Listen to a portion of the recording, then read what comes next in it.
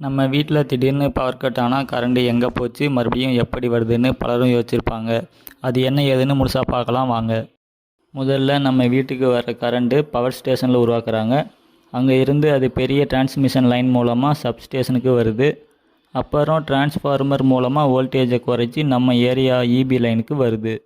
ஆனால் ஒரு சில டைம் மழை காற்று காரணமாக மரக்கிளை லைன் வயர் மேலே விழுது, இல்லைன்னா டிரான்ஸ்ஃபார்மர் ஓவர்லோட் ஆகுது. அப்படி இல்லைன்னா maintenance work or line fault காரணமாக கூட பவர் கட் ஆகலாம்.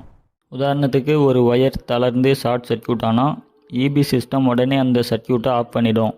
இது சேஃப்டிக்காக செய்யப்படும். அப்படி ஆஃப் ஆகலைன்னா டிரான்ஸ்ஃபார்மர் ஆர் வீட்டில் இருக்கிற அப்ளைன்ஸ் எல்லாம் டேமேஜ் ஆகிடும்.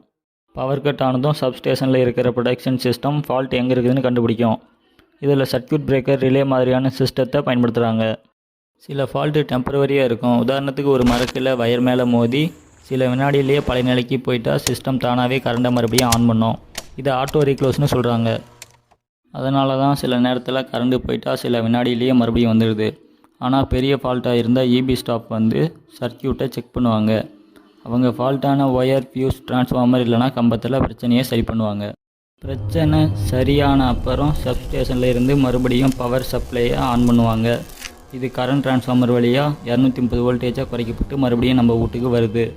சில வீட்டில் இன்வெர்ட்டர் ஆர் யூபிஎஸ் வச்சுருப்பாங்க. இதனால் பவர் கட் நேரத்தில் கரண்ட் இல்லைனாலும் ஃபேன், லைட்டு, வைஃபைலாம் சில நேரம் வேலை செய்யும். இது மெயின் இபியில் வர கரண்ட்டு இல்லை, இது பேட்டரியில் ஸ்டோர் பண்ணி வச்ச கரண்ட்டு.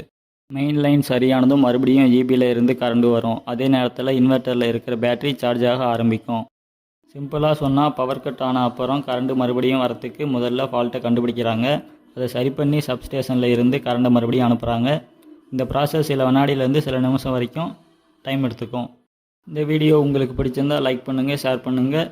இன்னும் டெக்னாலஜி வீடியோஸை தமிழில் தெரிஞ்சுக்க சப்ஸ்கிரைப் பண்ணுங்கள்.